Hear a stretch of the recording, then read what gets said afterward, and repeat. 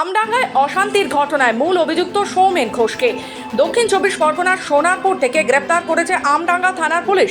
শনিবার সকালে তাকে বারাসাতে আদালতে তোলা হয়।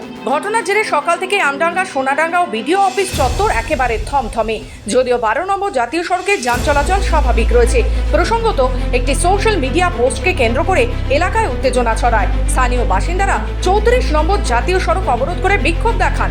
পুলিশ অবরোধ তুলতে গেলে উত্তেজনা চরমে ওঠে। বিক্ষোভকারীদের দাবি ছিল সোশ্যাল মিডিয়ায় পোস্ট করা যুবককে অবিলম্বে গ্রেপ্তার করতে হবে। পুলিশের আশ্বাসেও পরিস্থিতি শান্ত না হওয়ায় বিক্ষোভকারীরা পুলিশের ওপর বোমাবাজি শুরু করে। পরিস্থিতি নিয়ন্ত্রণে আনতে পুলিশের পক্ষ থেকে লাঠিচার্জ ও কাঁদানে গ্যাস ছোড়া হয়। হামলায় একাধিক পুলিশ গাড়ি ভাঙচুর করা হয়।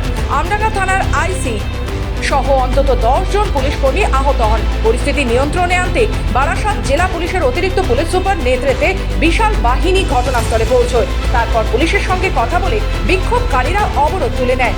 যদিও দাবি তোলা হয় যে আটক করা ব্যক্তিদের অবিলম্বে ছাড়তে হবে। বর্তমানে গোটা এলাকায় মোতায়েন রয়েছে বিপুল সংখ্যক পুলিশ বাহিনী। ঘটেছিল আপনাদের বলছে আমডাঙ্গার মধ্যে এই যে আমরা একটা দাঙ্গা পরিস্থিতি ভারতবর্ষটাকের মধ্যে, এর মধ্যে আমডাঙ্গার বোদাই গ্রামের একজন ভাই, আমার হিন্দু ভাই, তিনি শিক্ষিত মানুষ, আমি শুনেছি ইভিনিং কলেজে পড়ে, ছাত্র, খুব ভালো। তিনি আমাদের বিশ্বনবী হযরত মুহাম্মদ সাল্লাল্লাহু আলাইহি ওয়াসাল্লামকে নিয়ে একটা ব্যঙ্গচিত্র করেছে, হ্যাঁ, এবং অকথ্য ভাষায় গালিগালাজ করে ফেসবুক পোস্ট করেছে। আমরা কালকে রাত্রে এসেছিলাম, যখন আমরা ফেসবুকটা দেখি যেই এখন যে ভারতবর্ষের পরিস্থিতি চলছে, যখন তখন একটা দাঙ্গা ভাব, এটা ইমিডিয়েটলি তো বন্ধ করতে হবে। আমরা থানায় এসেছিলাম, এসে আমরা দুটো কেস করেছিলাম।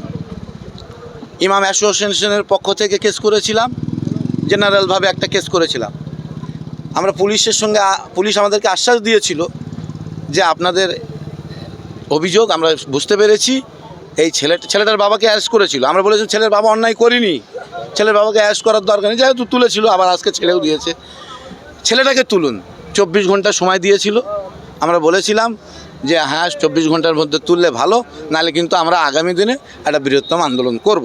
কারণ আমরা আমাদের প্রিয় নবী হযরত মুহাম্মদ সাল্লাল্লাহু আলাইহি ওয়াসাল্লামের এই ধরনের কটূক্তি কথাবার্তা আমরা সহ্য করব না। একজন মানুষ অপরাধ করেছে, তার জন্য একটা গোষ্ঠীগত সম্প্রদায়কে দোষারোপ করা যায় না। আর সব ধর্মের মূল কথা কিন্তু ক্ষমা, সেবা। হাসার জন্য না, বন্ধুত্ব, সেটা বজায় রাখলে কোনো ধর্ম